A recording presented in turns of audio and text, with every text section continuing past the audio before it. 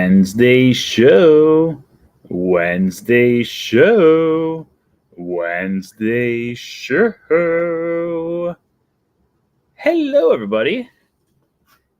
We already have people who are talking in the chat room. Hey.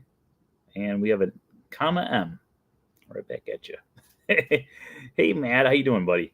How's everyone doing? Are you guys doing good? Hopefully everyone's doing well out there.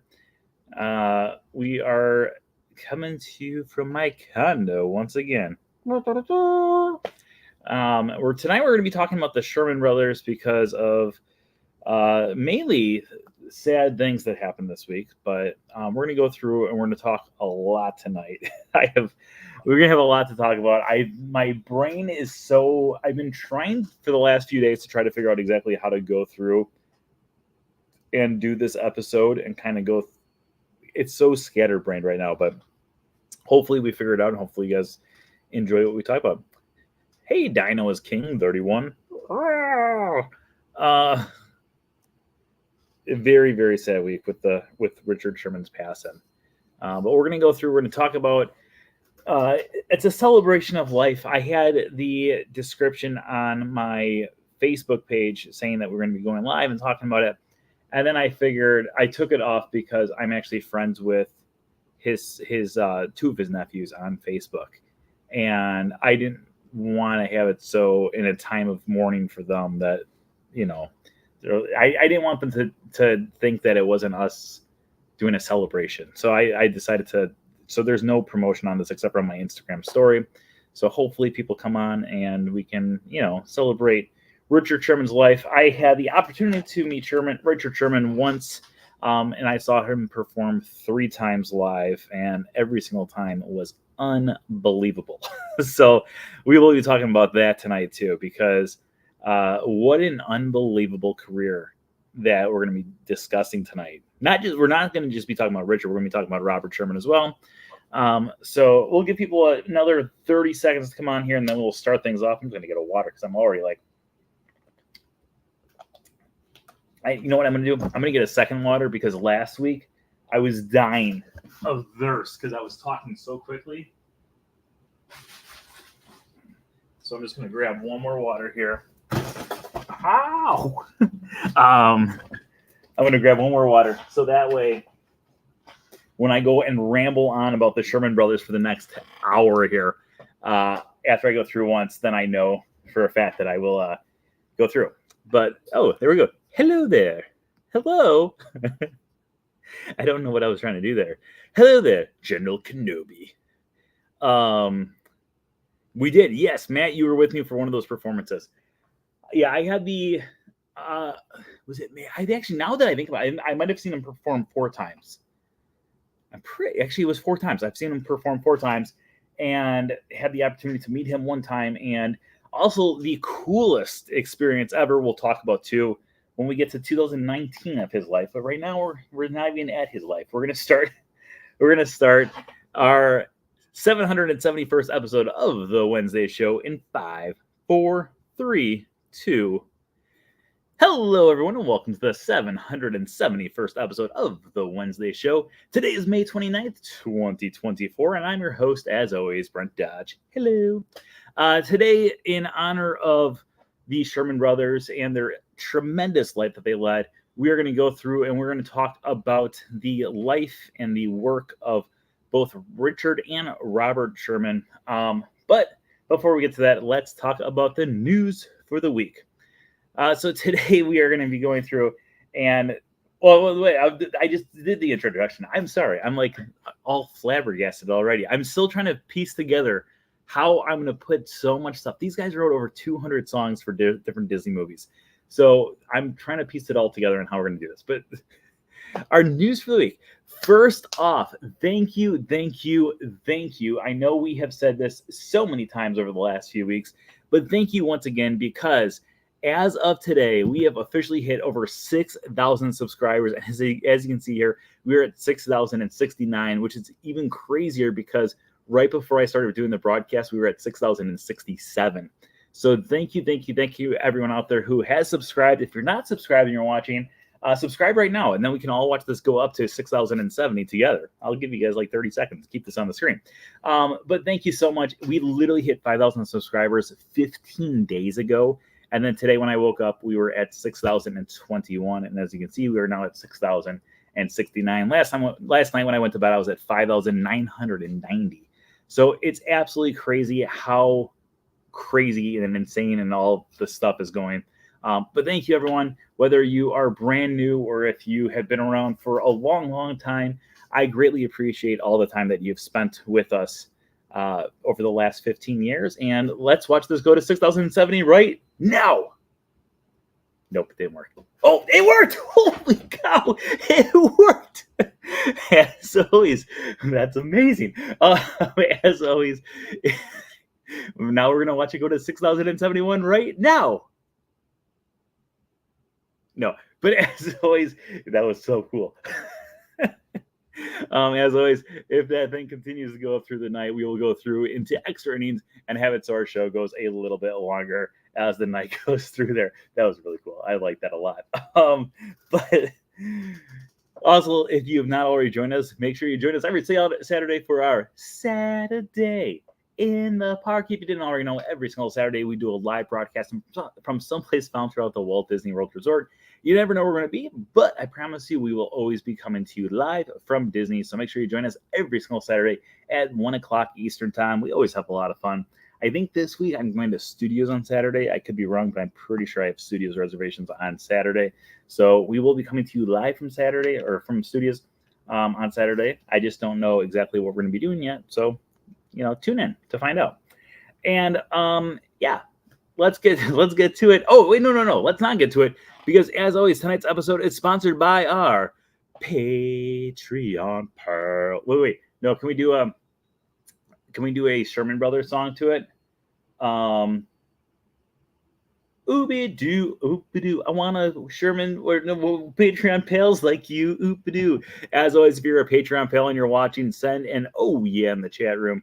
We'll also try to put those oh yeahs highlighted on here too, so people know who you are. So give me an oh yeah if you are one of our Patreon pals. Okay, let's start off with this comment right here. I don't think the Walt Disney Company would have made it if it wasn't for the Sherman Brothers. That's a bold take, but I can totally see where you're coming from.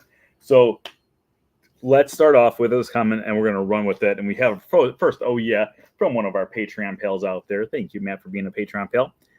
So the Sherman Brothers were both born back in the 1920s. Robert Sherman would pass away in 2012, and then we would have Richard Sherman would unfortunately leave us this past Saturday on May 25th of 2024.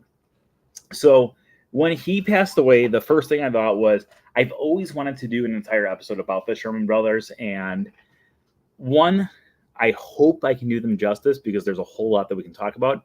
And two, there is a whole lot to talk about. So let's start off at the very beginning, because let's start off with the very beginning for all of us. Because if you are a Disney fan, which I'm hoping all of you guys are, I am fairly certain that all of you have your favorite memories from when you were kids and it came to your love of Disney. Like there's moments when you recall growing up with Disney, and most likely there's a song that might be involved, and sometimes, just sometimes, well, maybe a lot of the times, that song could have been written by one of the Sherman Brothers. Because like I said earlier, they had over 200 songs that they wrote specifically for the Disney company. In addition to that, they also wrote a bunch of other songs as well. But it all started way back in the day. So when they were about 23 and 25 years old, their father, who was also a songwriter, he pitched the idea to the two of them that maybe they could collaborate together, because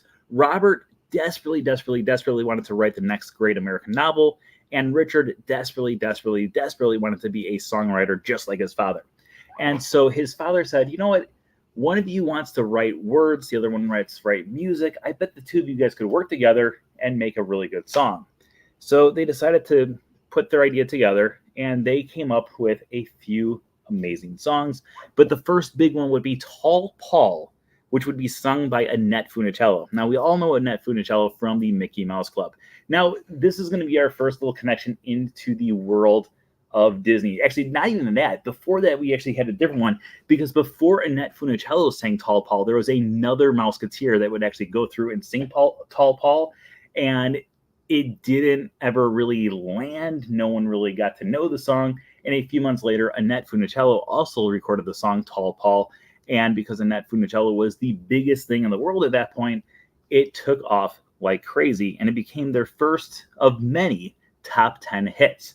So with that, they went through and they started to sing more, or not sing, they started to write more and more music, with their next big one being You're Sweet, You're 16, You're Beautiful, and You're Mine. You might have known this song from Ringo Starr. He recorded it back in 1973. However, years before that, it was actually recorded and sung by someone completely different, and it hit the top 10 charts then.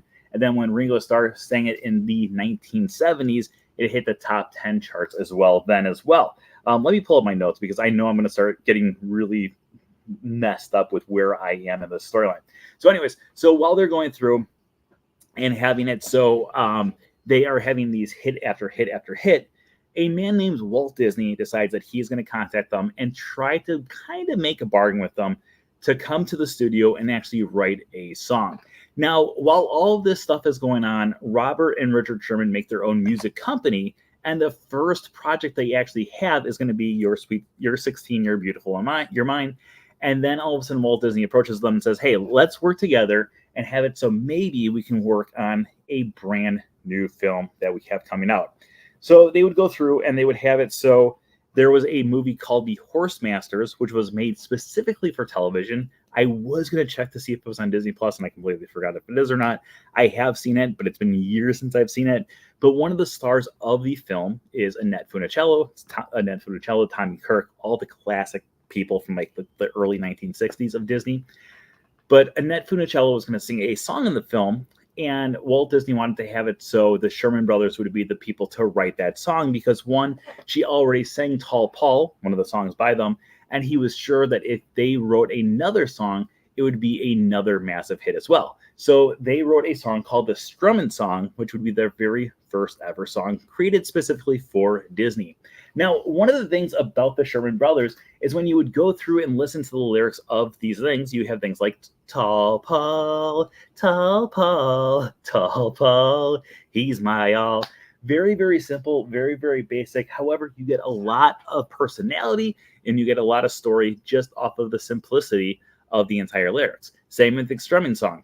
Strum, strum, strumming song. That's not how it goes. They would come up with a strumming song, and immediately Walt Disney said, okay, I want to have it so the two of you start to work on more songs with me in the very near future. And their next one would be a film that would be coming out later on that year, which would be called The Absent-Minded Professor.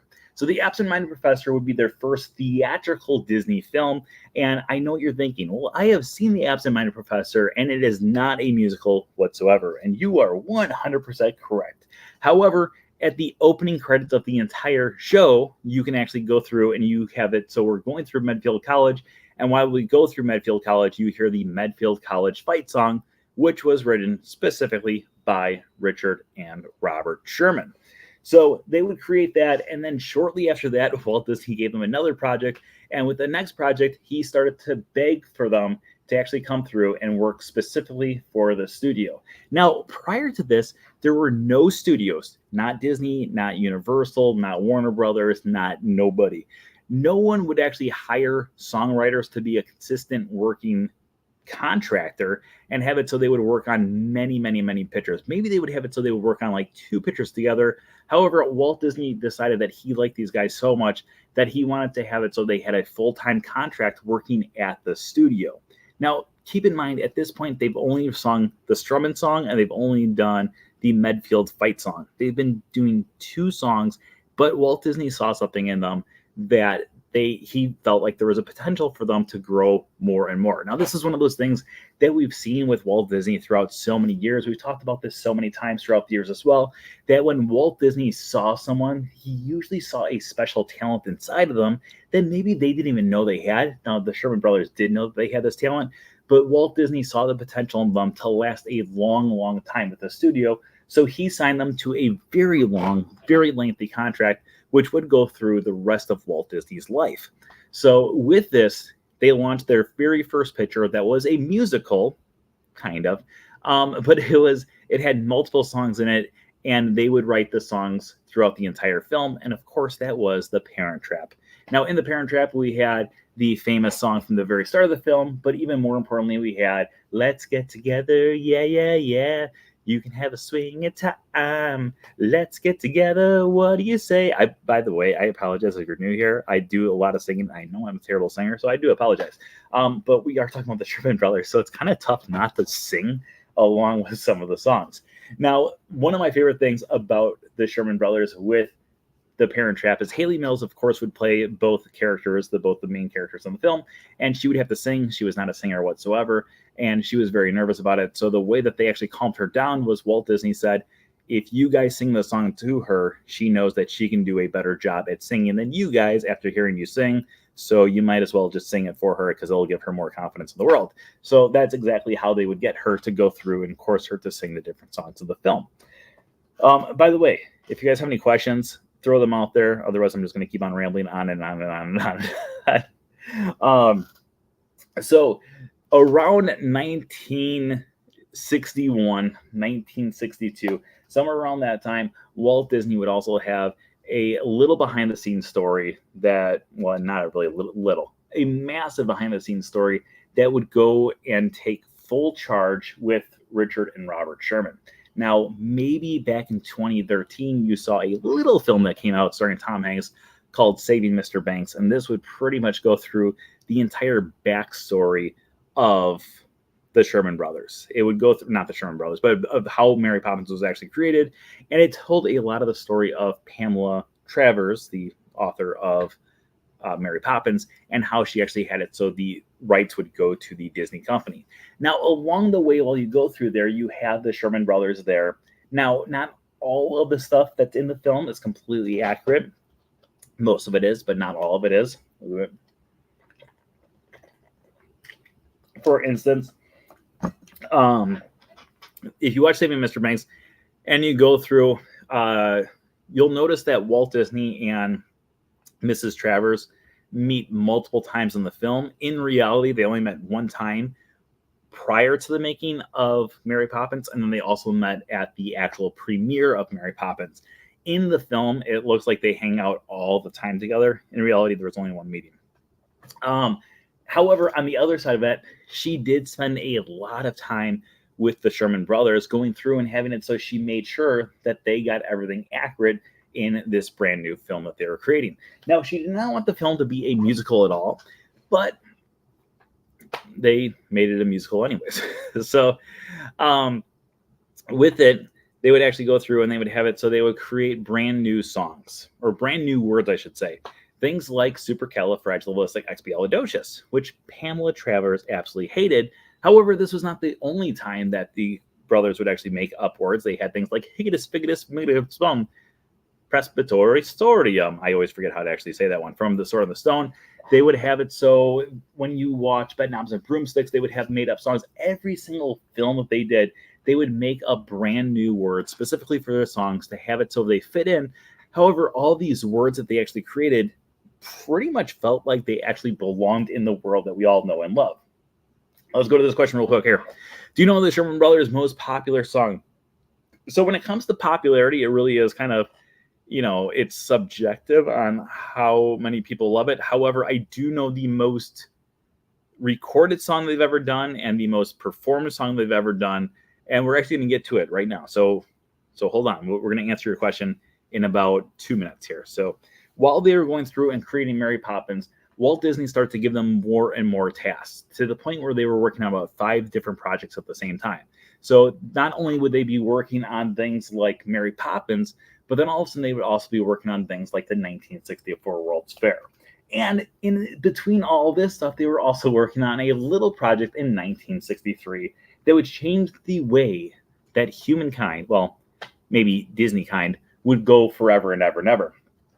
So as the story goes, in 1962, Walt Disney, who at this point absolutely adored the Sherman Brothers, he would refer to them as his boys. He brought the two of them into a room, and in this room, there were birds everywhere. And they looked around and they said, okay, this is a really cool room, but what is it?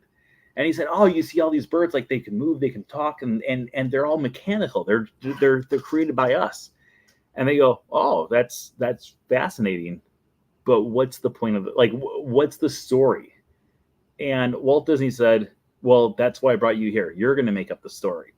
So all of a sudden, Richard and Robert Sherman had it so they were given the task of creating what would eventually become one of the most iconic attractions of all time and would literally change the course of audiometronics forever and ever and ever, because they were the first audiometronics ever. The Enchanted Tiki Room, the entire storyline was created specifically by Richard and Robert Sherman. This is not going to be the only time the two of them would completely create something. We're going to go into more of it as we go through our story here about their lives. But they would go through and they would create the entire storyline of the Enchanted Tiki Room, and they would, of course, come up with things like in the tiki room, in the tiki room, all the birds we sing words and the flowers croon in the tiki room. Welcome to our future. But anyways, so when they would go through and they would actually help create the Enchanted Tiki Room while also working on Mary Poppins and many other pictures, Walt Disney said, okay, you guys did a great job. Now we have another problem, and you guys are going to be the ones who solve it. So we are working on a brand new attraction for the 1964 World's Fair. It's going to be a salute to all the nations and all the children around the world. And they said, we love it. So he said, but there's a problem. So he took them down to the model for a ride, which would eventually become It's a Small World. At that point, it was not called It's a Small World. It was just a salute to the nations of children all around the world, presented by UNICEF. So they would go down there and you would go through every single room, and every single room featured different countries. And when you would go past all these different countries, each doll would actually sing their own national anthem. So while you're going past America, you would hear, oh, say, can you see? Or when you're going past Canada, oh, Canada. Or when you're going past any of the other countries, you would go past their national anthems. I don't know the other one, so that's why I'm stopping there. But you would go through and have it. And they described it as pure chaos because there was no solid melody bringing everything together. Instead, it just sounded like a bunch of dolls making a bunch of gibberish, because you could not understand what each individual one wanted to say. So Walt said, okay, now here's the task. We need to have it so there's something that ties all of these rooms together. And you guys are going to figure out what it is. So Richard and Robert Sherman would sit down in a room in their office, and they decided that they're going to go through and figure out what could go on. Now, one of my favorite things, this is now we're bumping ahead to Brent Dodge personal life here. One of my personal favorite moments in my Disney life, I've had a few of them. I've had a lot of them, but one of my favorite ones was in 2009. Back in 2009, the very first ever D23 Expo. It took place in September of 2020. I'm sorry, not 2023. I just said in 2009. My dad and I went to the Expo, and while we were at the Expo, if you've ever been to the Expo recently, it's like pure chaos. It like you have to stand along lines. It's just absolutely insanity. Back in 2009, it was the very first ever D23 Expo. Not many people knew what was going on. Not many people attended. So we could literally go into every single panel there, and it felt like you could just choose, what do I want to do for the next hour? And you wouldn't have to wait in lines. You would just kind of choose a thing, and you would go in there, and you were like guaranteed a seat. So at the end of one of the nights, they would bring us in, or they gave us the option of going in to watch a screening of a brand new documentary that would be coming out by Disney that year, which would be called The Boys, a Sherman Brothers story. And The Boys would be created by two people who were very close to both Richard and Robert Sherman, their sons. And so each one of them had a different son that had not spoken to each other for years and years and years. We're going to get to that just a little bit here. But they saw each other at the Chitty Chitty Bang Bang musical, the actual Broadway show, the very first showing of it.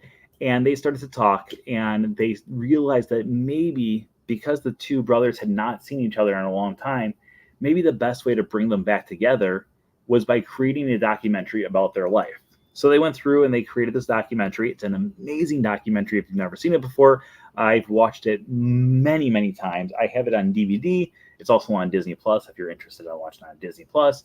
And we got to sit there and we got to have it so the two brothers, Greg and Jeff, the two cousins, Greg and Jeff, would go through and they would have it so they went through and explained the whole backstory of the documentary, and then they showed the entire documentary to us.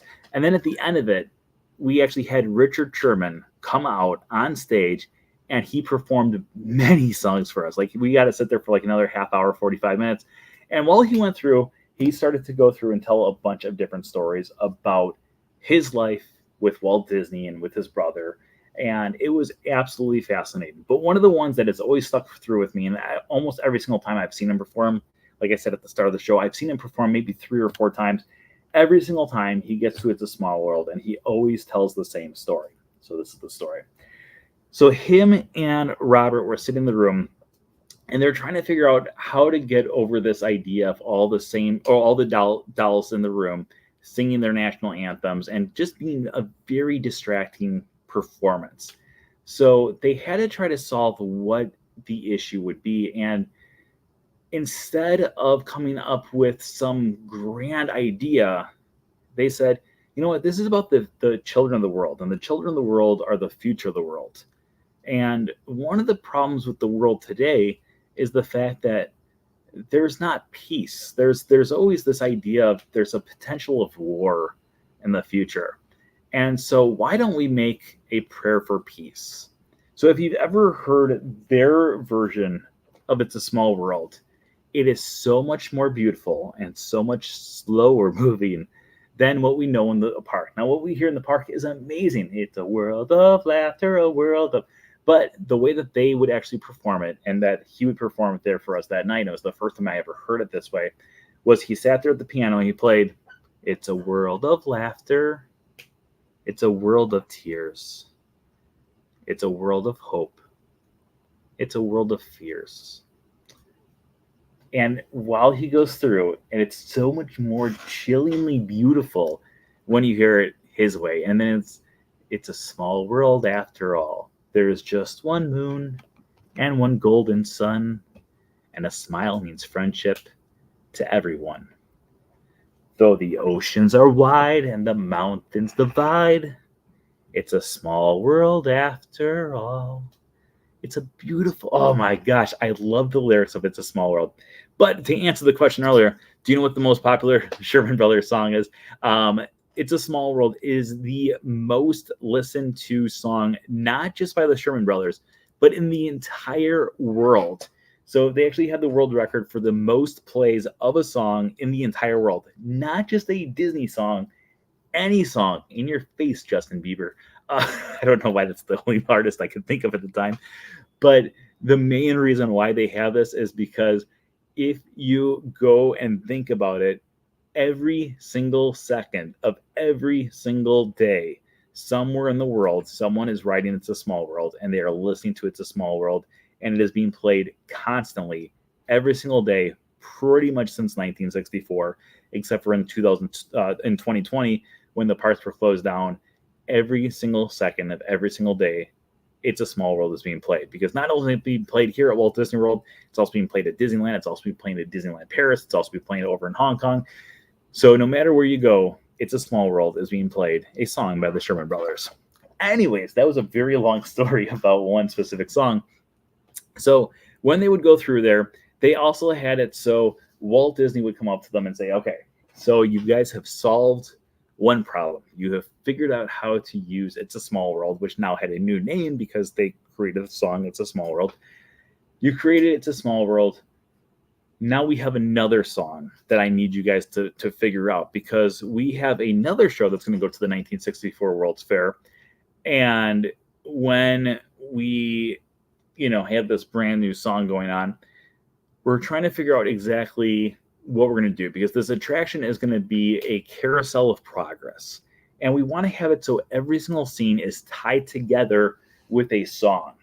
And it's going to be this amazing attraction. They brought the Sherman Brothers to the stage. They showed them the animatronics, and they said, "I don't know what we're going to do, but you guys are going to figure this out." And as soon as Walt Disney walked away, Richard Sherman looked at Robert Sherman and said, "Oh, well, Walt has a dream, and that's a start." And that all of a sudden became the song that they wrote specifically for Walt Disney. So when you listen to the song, "There's a great big beautiful tomorrow," it's actually a song about Walt Disney. It is their dedication to Walt Disney. So when they eventually get to "Man has a dream, and that's the start. He follows his dream with mind and heart. And when it becomes a reality, it's a dream come true for you and me," is exactly what Walt Disney is.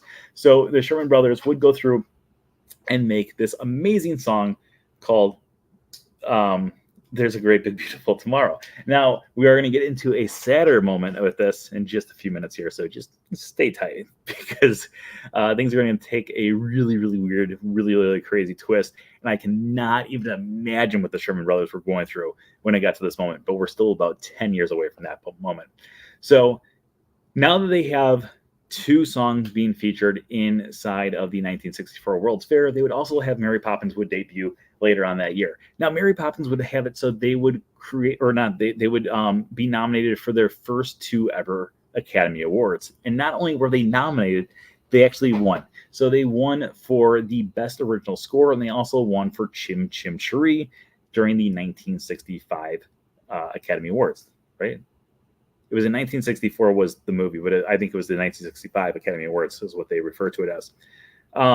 So they would actually go through and win the Academy Awards, and it would be the first two Academy Awards they were nominated for. It was also the only two Academy Awards they would ever win. However, they were nominated for 9 Academy Awards altogether throughout their entire career, but that's not going to be the only things they ever won, but we're going to go through some of their accomplishments as we go through here as well. So a few years later, Walt Disney would sadly pass away while they were working on 2 different films with him, The Happiest Millionaire, and actually the last time they ever saw him would be when he went to go watch the screen for The Happiest Millionaire and figure it all out.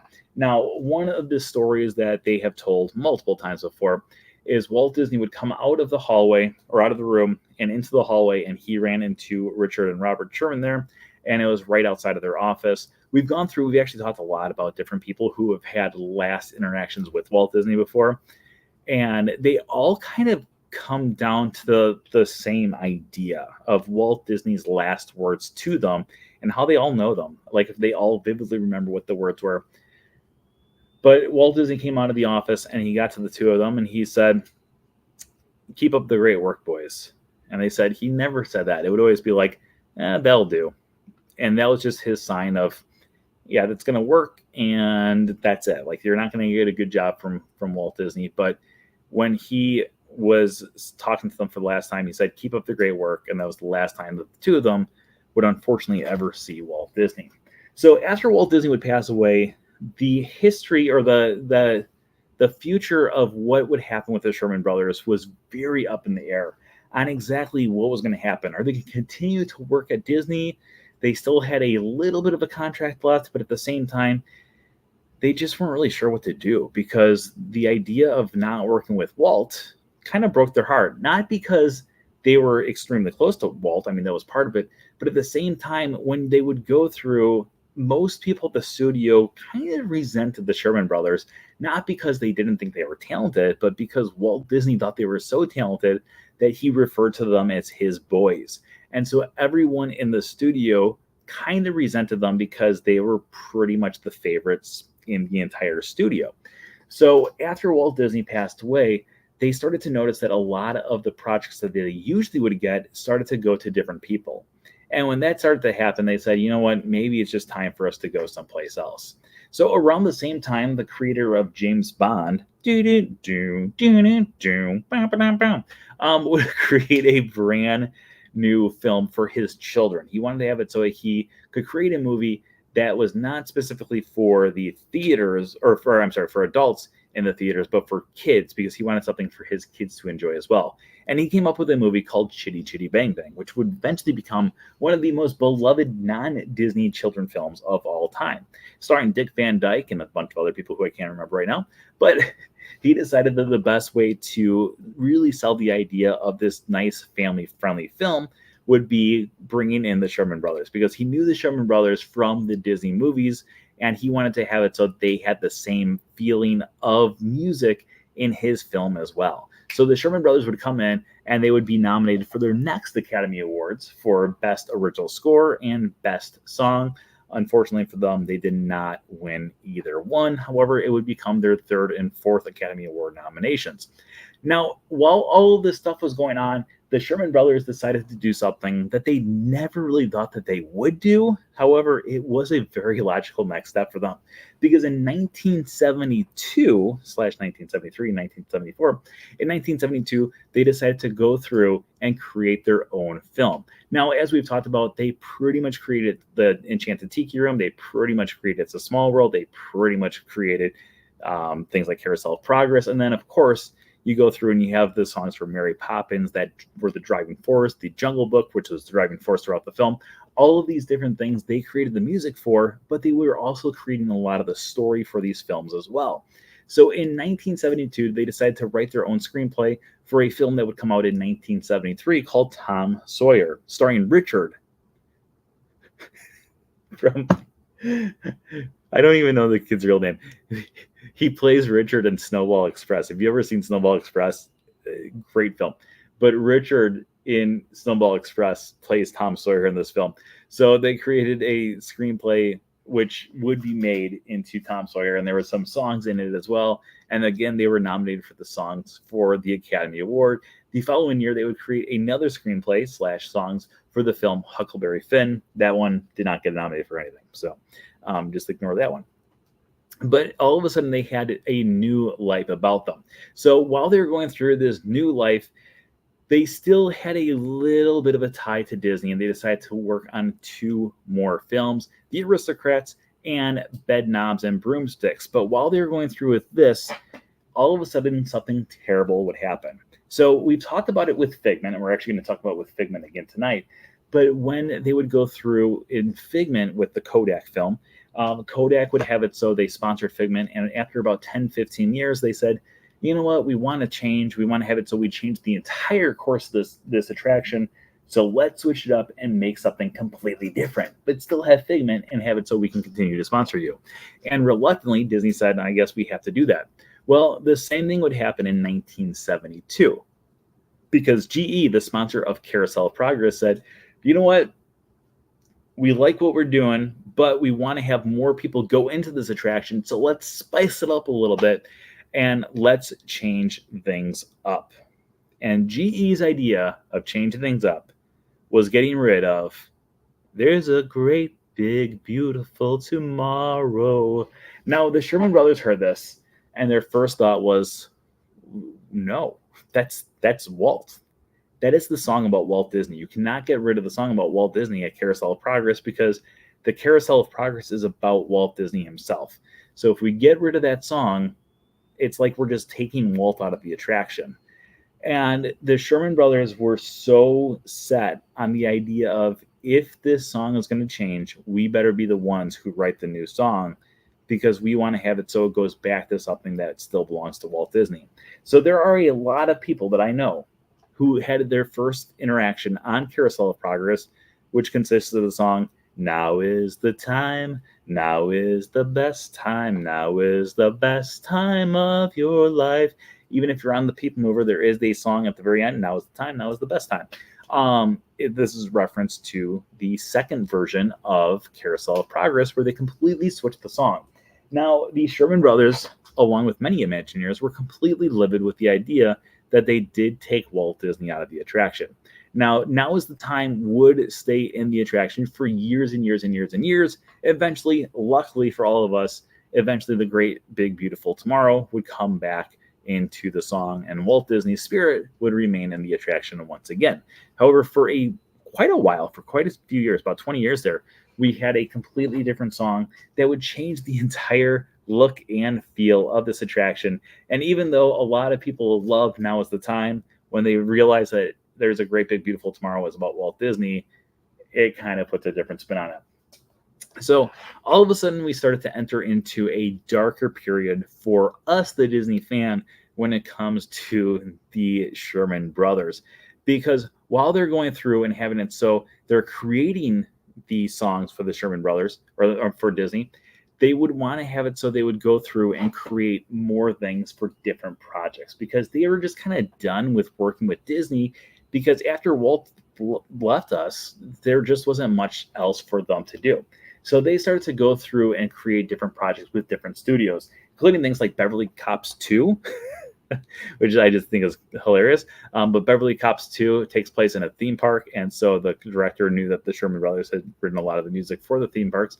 So he would recruit them. But while they were going through and doing that, they would start to work on a few projects in the parks for Disney. So things like Journey into Imagination with Figment. Again, like I said, it would be the original song. And as time would go on, we eventually would have it so that storyline would change as well. And with it, we would also lose one little spark of inspiration because there was going to be this massive change going on with Kodak and what they wanted to see inside of the park.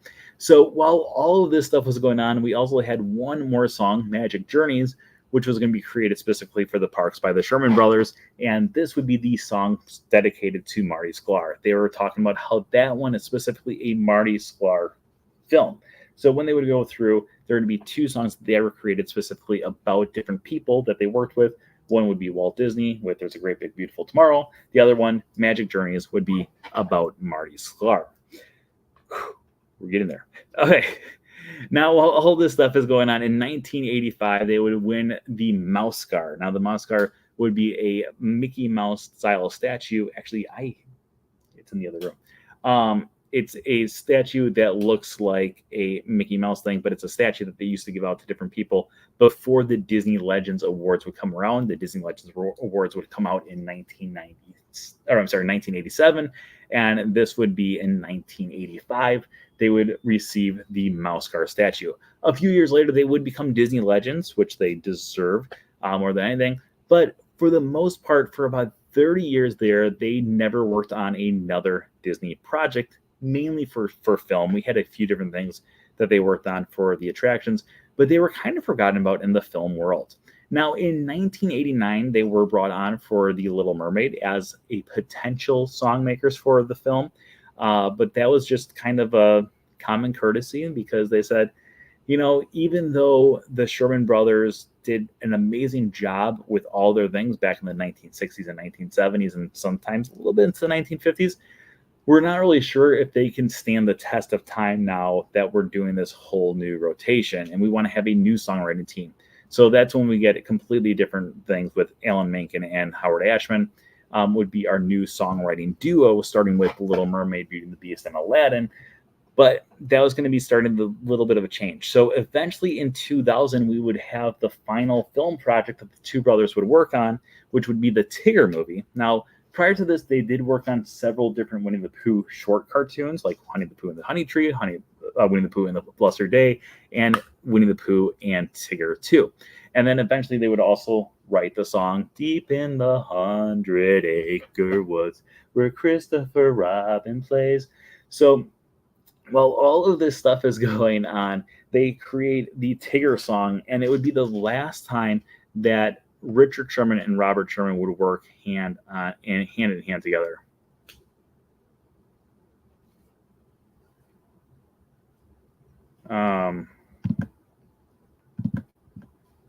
So we'll get to that in just a second here.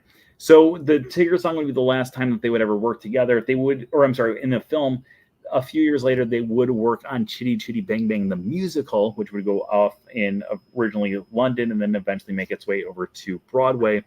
But while they were going through and creating these different musics or these different songs, it eventually got to the point where Robert Sherman's wife would pass away and he just wanted a change in his life. So he would move to London, and the two brothers pretty much would never really see each other again, except for at the premiere of Chitty Chitty Bang Bang on Broadway, and then the premiere of Mary Poppins on Broadway.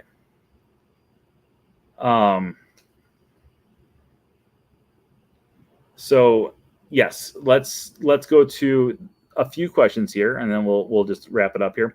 When did Sherman Brothers retire from writing music? So the last time that they would write together would be in 2006 for Chitty Chitty Bang Bang, the musical. Now, Chitty Chitty Bang Bang, the film that came out back in the 1970s, they wrote all the music for. But when the musical would come out in 2006, they wanted to have more music in there. So they would write 6 brand new songs for that one as well. And then for Mary Poppins on Broadway, they would go through and they would write some of the songs together. Most of the stuff is well, we're going to put this guy on timeout here. There we go. I don't know who this guy is. I apologize. I don't know who this guy is. But anyways, if you're reading the chat room, I apologize to whoever the dude is. But we're talking about positive things with the Sherman Brothers, not calling them names. The guys have passed away. So anyways, eventually Robert Sherman would move off to London, and when he moved to London, he decided to finally write the book that he always dreamed about writing, and that would be released around 2009. And then Richard Sherman would continue to write music, and he still wrote music pretty much up until he passed away last week. So a few of the other projects that he would work on, he wrote music for the Christopher Robin movie, the live action movie that came out a few years ago. He would also write music for he wrote music for Iron Man 2. So if you remember in Iron Man 2, they have the World's Fair there, much like the World's Fair that we would have in 1964. They said, hey, you know what? You worked in the World's Fair. We want to have it so there is a World's Fair song, and he would come in and write for that as well. So he worked on a lot of different things throughout the years. Now, in addition to that, the two of them did become Disney legends. Like I said, they would also get a star on the Hollywood Walk of Fame. It's right across from the Grauman's Chinese Theater over by the Jimmy Kimmel stage. When I went out there to Hollywood, that was one of the stars that I had to see. I saw the Walt Disney star, Mickey Mouse star, Tinkerbell star, and the Sherman Brothers stars. Those were the 4 stars that I was like set on seeing.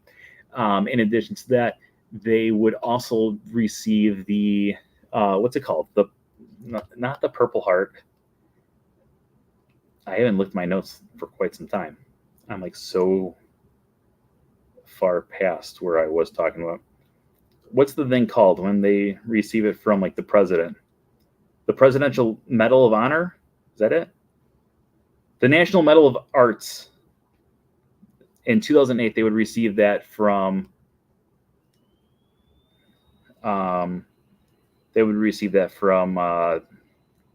George Bush. Let's start. Keep on going through your questions here. Keep on sending questions out there. Was 2019 the concert at D23 the last time he performed? No, he actually he performed at the D23 this year over in the Destination D. He came out and did, I think, 2 songs, I think is what they said.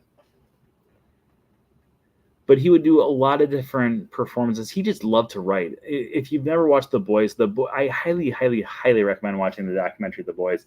It is so well done. But during that film, when they started talking about Robert Sherman, kind of stop working and stop wanting to write, Richard Sherman says, I don't understand why you would want to stop. Like, this is like the joy of life is writing all these different things. And that's all he wants to do. Do they have a star at Hollywood Studios in front of the Chinese Theater? Unfortunately, they don't, which blows my mind. They really should have one, but yeah, they don't. I have to double. No, they don't. They don't. Going through my mind. Dick Van Dyke does. Julie Andrews does. Paul Rubens does. But no, unfortunately, the Sherman Brothers do not. They do have their handprints in Hollywood, actual Hollywood, and then they also have the star in Hollywood, and then they also have their hands as Disney legends at the Disney Studio lot. But yeah, no, unfortunately, yeah, they really should though. I don't know why they don't. They really should have done that. Okay, so what we're gonna do now is let's go through it. We're gonna answer some questions. I know I skipped over a ton because I started just talking and I completely lost track of where I was in my notes, and then I just kind of stopped paying attention to my notes. Do they have a yes? Okay, so they got a window in Disneyland back in 2010, and I think that might have been the last. No, Richard Sherman was the only one who attended. I was gonna say I want to say they were together there, but I'm positive Richard. Or I'm not positive. I'm almost positive that Richard Sherman was the only one who attended that one. I'm pretty sure the last time they actually saw each other was back in 2008. Unfortunately, we do not have one here at Walt Disney World, which is a shame because they really should have one here at Walt Disney World as well. One of the cool things about getting a window on Main Street is those people also get a miniature window that they can bring home of the same window. So like Richard and Robert Sherman have small windows that are the same window that they have in Disneyland. So overall, really, really cool little details that they can have there. But one of the things that I kind of grazed over very, very briefly there that we'll go through while you guys write questions into the comments is when they would go through and do the boys, they talked a lot about how they had this very distant relationship, that even though that they worked together their entire lives, they did not really see eye to eye. The way that they both described each other in the film is actually, it's very fun. So, well, this part's not gonna be funny, but so Robert Sherman would join the war, and in 1943, when he was only 17 years old, he was going to be one of the first people to actually enter into one of the camps one of the prisoner camps in World War II, where he saw lots of death, and it stuck with him for the rest of his life, and it aged him up dramatically. And Richard Sherman didn't go off to war. He was too young for it, and he never could understand why his brother came back kind of a completely different man. And the two of them were on completely different paths in life, even though they both were on the same path together, which I think is just kind of crazy. But when they talk about each other in the film, Robert Sherman would often talk about how he would spend all of his money on whatever, like, it's one life, I'm going to, enjoy it, blah, blah, blah. And Richard Sherman was a penny pitcher. I was like, no, I'm going to save my money. I can't, like, why would you go off and spend money on these big elaborate trips when you can do this other stuff? Which I think is really funny, because when you listen to them talk, Richard seems like he would be the one who would be like, hey, let's spend all of our money. And Robert seems like he'd be the penny pitcher, but it was the opposite way around. In addition to that, Robert Sherman always wanted to just be a writer. He didn't want to be a musician, and Richard Sherman just wanted to be a writer. And then when you go through the entire film, it just seems like it's these two brothers who don't really see eye to eye, but at the same time, that they truly do care about each other. They truly love each other. And it's sad. But to go off of, Matt, where was your last question here? Was 2019 concert the last time he performed? Let's talk about his last. I don't know if there's going to be another thing that he's worked on that we just don't know about yet.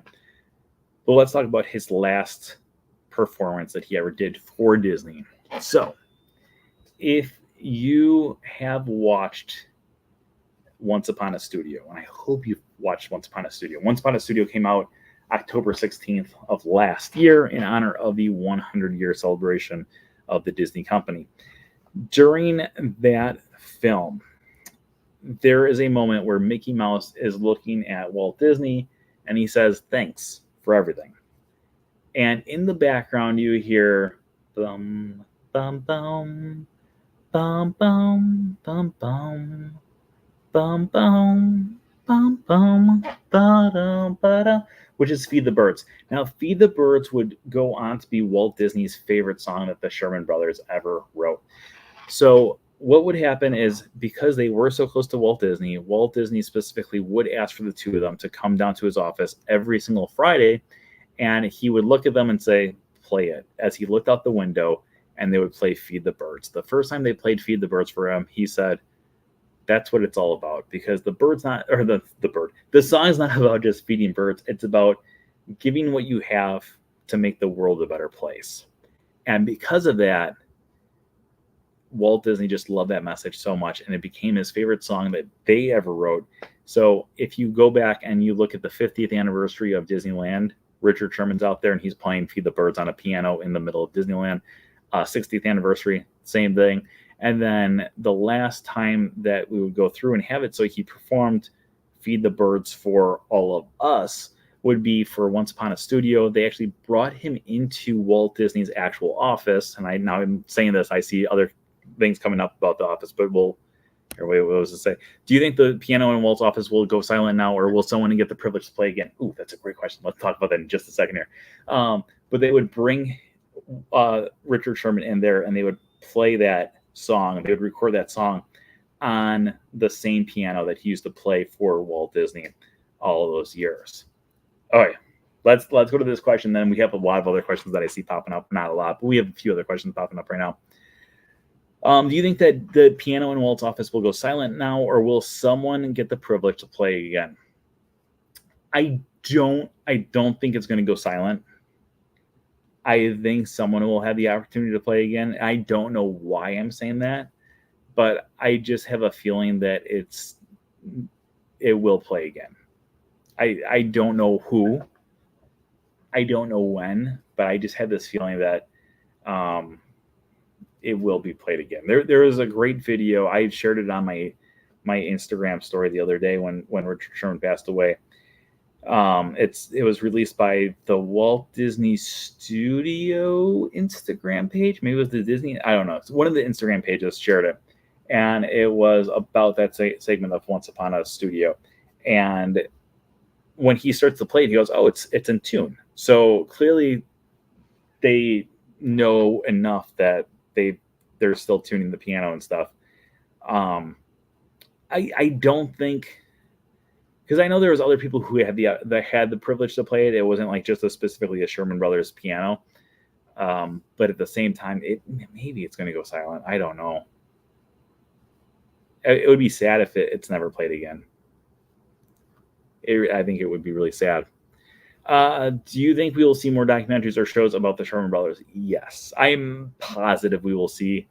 I would not be surprised if we will have a special about them coming out within the next year.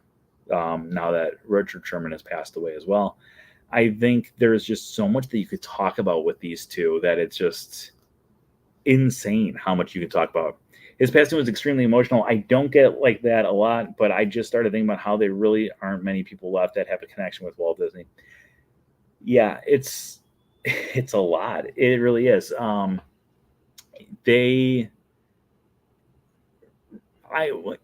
was just thinking about how, like I said at the start, I saw him perform, I think 4 times. It might have been 3, but I'm pretty sure it was 4. I was at 2019 the 2009 Expo, the 2011 Expo, the 2013 Expo, and then one of the Destination Knees he came out here for as well. So I'm pretty sure I saw him 4 times. Maybe it was even 5 times. And every single time I saw him perform, I walked away and I said, that was the best concert I've ever been to. And it's funny because he is not a great singer. He's not a great singer, but the way he would go about and he would play a song and then he would stop and say, okay, so this is the story behind this. And he would kind of go through, and he was a great storyteller. And he would go through and say, so this is how we came about with this song right here. And he would go through this big elaborate story, and then he would just start playing the next song. And then he would say, oh, my brother's favorite song that we ever wrote was On the Front Porch. And then he would start, 3 creaky little stairs, those squeaky little chairs. It's kind of crazy. There was a rumor going around that he was the only person that was allowed to, but there was a documentary or something a few years ago where they actually had someone else playing at the piano. But I've heard this rumor before, but then there was a video of someone else playing on the piano like 5 or 6 years ago, I want to say it was. Which then I was like, wait a minute. So maybe they'll say, oh yeah, like now it's completely silent. He was the last person, as far as I know, that played it. It's crazy. Like the whole thing, I think is crazy. You've seen it with me 3 times, so it had to be 5 because I didn't. Okay, so I've seen him 5 times. But literally, I have been to a lot of concerts in my day. The Wiggles. No, I never said the Wiggles. Look at this tan line. I've gone to a lot of different concerts throughout the day, throughout my life, and not a lot, but I've gone to enough. And hands down, the best concerts I've ever seen is Richard Sherman's concerts. It's just so good. The Wiggles.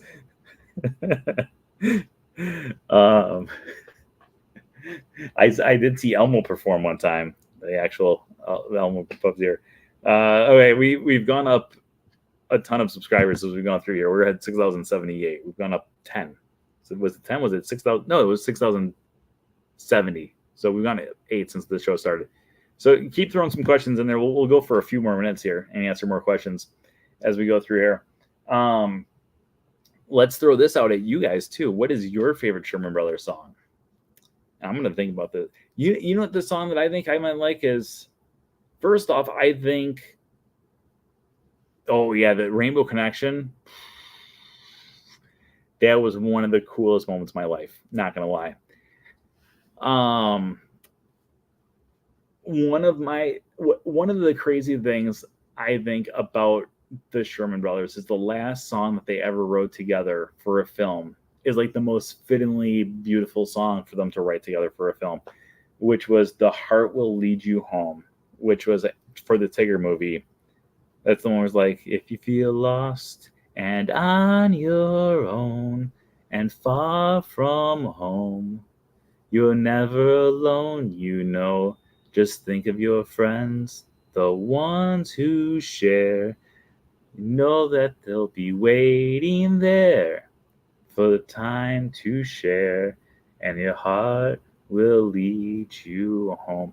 Beautiful song to have it. So that was the final song that they ever worked on together for a Disney film. I just think that was like such a fitting song. However, that was not my favorite Sherman Brothers song. I mean, I love "I Want to Be Like You."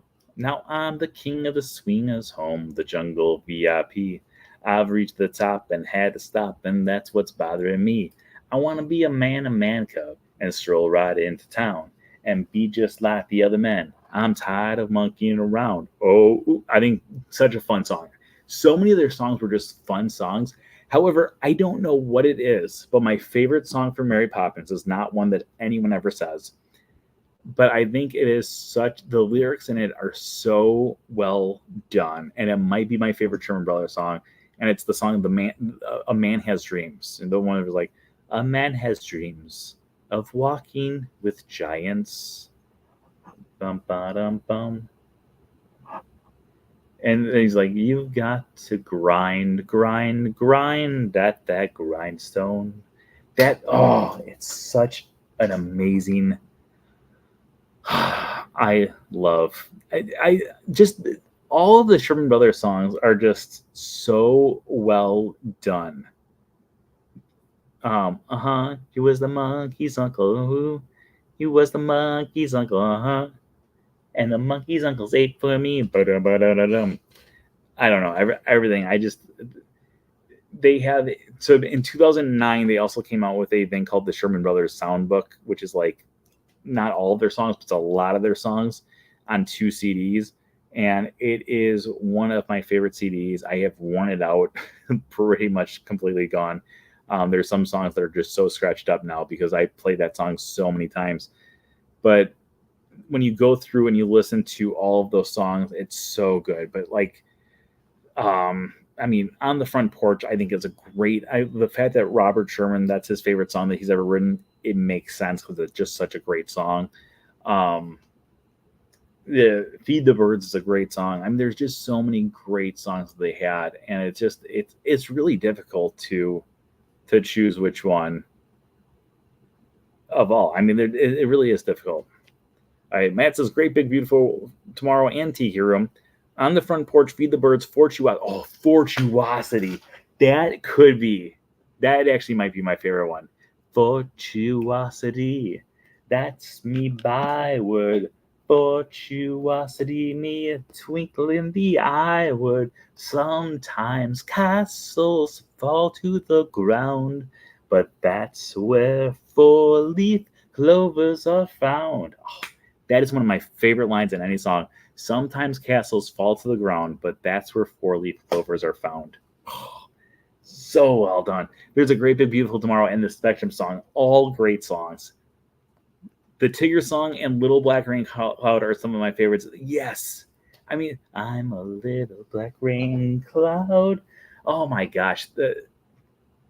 It's I think one of the great things about the Sherman Brothers songs is if you ask this question to anyone, there are so many songs out there that people could say is their favorite song, and it's impossible to not you can't judge them because all of their songs are just so great. I mean, unbelievable songs. Supercalifragilisticexpialidocious.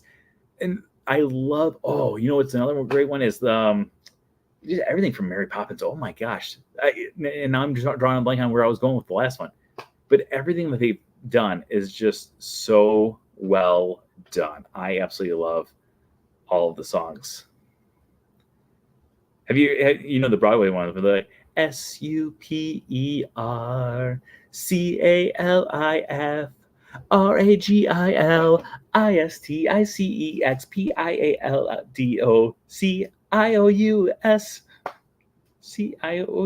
That's it. SUPERCALIFRAGIL.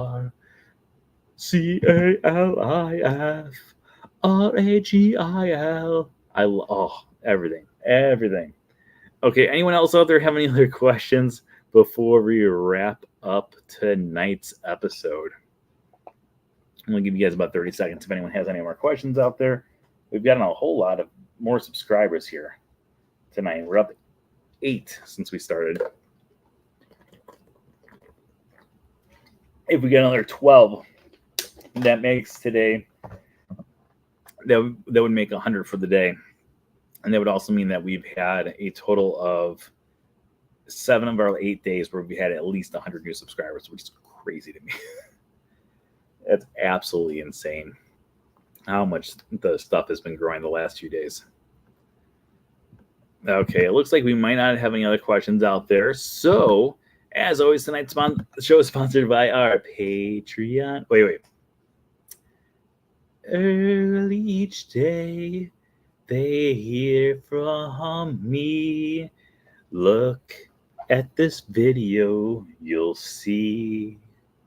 And then later on, a vote will be up, and they cannot figure out how to shut me up.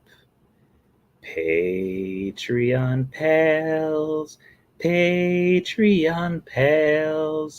they know me so well. Give an oh yeah if you are Patreon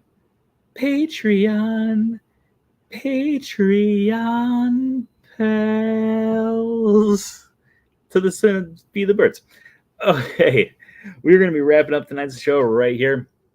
Thank you, everyone, for joining us. I hope you guys enjoyed. I hope I did some justice to the Sherman Brothers tonight. There's just so much to talk about. Like, we could have done like 4 episodes about this, and I probably still would have so much to talk about. But thank you, everyone. I hope everyone out there is having a great night. Oh, here we go. We had a question here. How many Oscars did they win? They only won 2. The only 2 they ever won were the first 2 that they were actually nominated for. They were nominated 9 times for Academy Awards, but they only won 2. They won the 2 for Mary Poppins, and that was it. Which is a shame because they deserved a whole lot more. But yeah, just 2, sadly. Okay, but thank you for joining us once again tonight. As always, I hope you guys enjoyed. And, of course, as always, remember that anything can happen if you let it. That's a Mary Poppins on Broadway lyric, in case you never knew. That's where it's from. That's why I always say that. Until next time, have a great week, everybody. Bye-bye. Goodbye now. Goodbye. Bye-bye now. Goodbye. Are they gone? Are they gone? Oh, good. My cheeks are just killing me. I just can't stand this kind of pressure.